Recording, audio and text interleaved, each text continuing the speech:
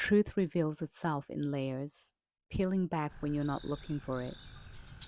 So I started recording these conversations I have with myself, raw and unfiltered.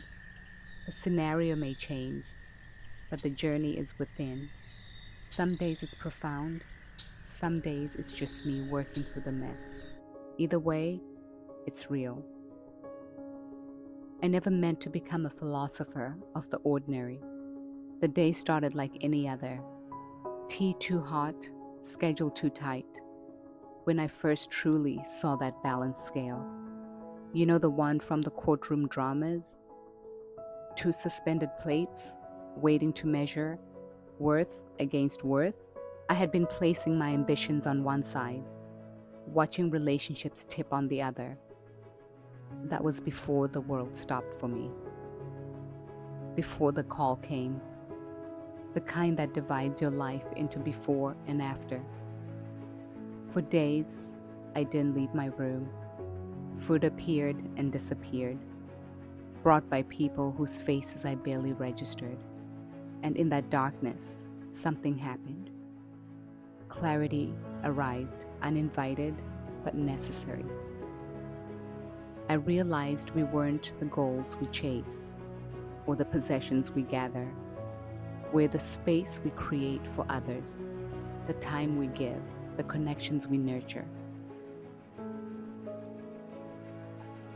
A lot of us spend years wearing workaholic like some badge of honor, living on borrowed wisdom, society's definition of success, other people's timelines. I had the house, the career, the busy calendar that proved my worth. But sitting in that dark room, I couldn't remember why any of it mattered. Here's a truth I now know.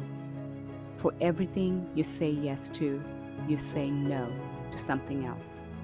That's just mathematics. Time is finite. My relationships waited while I hustled through another project.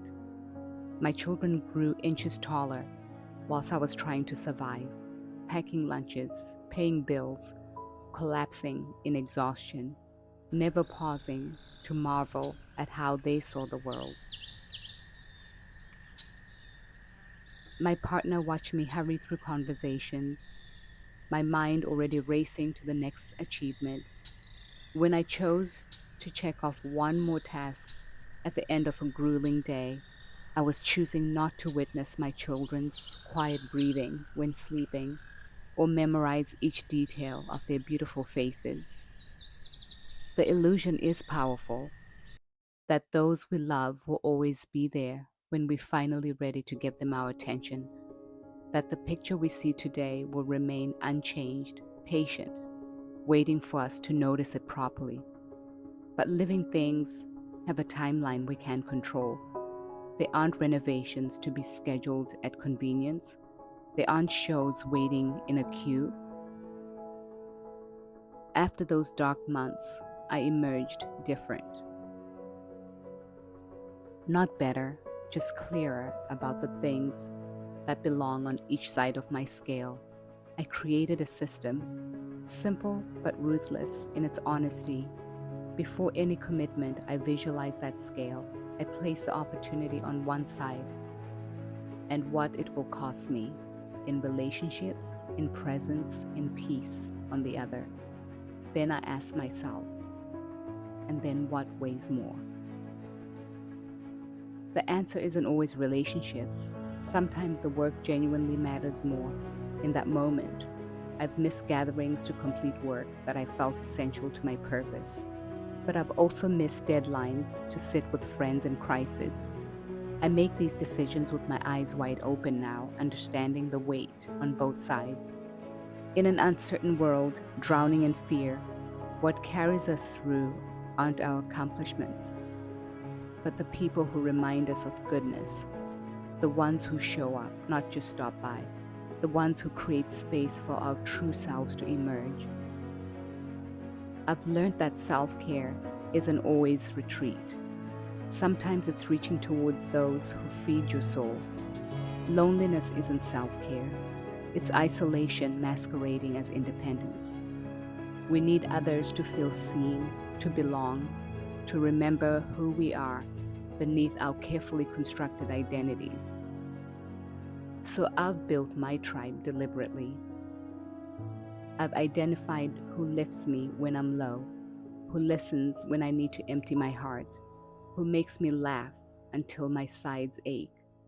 No single person can be everything, not even a partner. This is why we need a community. Do I still wrestle with old habits? Yes. The pull towards validation through achievement remains strong, but now when I feel it, I picture that scale. I ask myself what truly matters in the finite span I have been given. You enter this world alone and leave it the same way, but in between, in that precious fleeting between, you get to choose what goes on your scale. You're not late, you're right on time for your own journey. So, what weighs more for you? When you strip away the noise and stand in silence with your own truth, what rises to the surface? Your answer may surprise you. Mine certainly surprised me.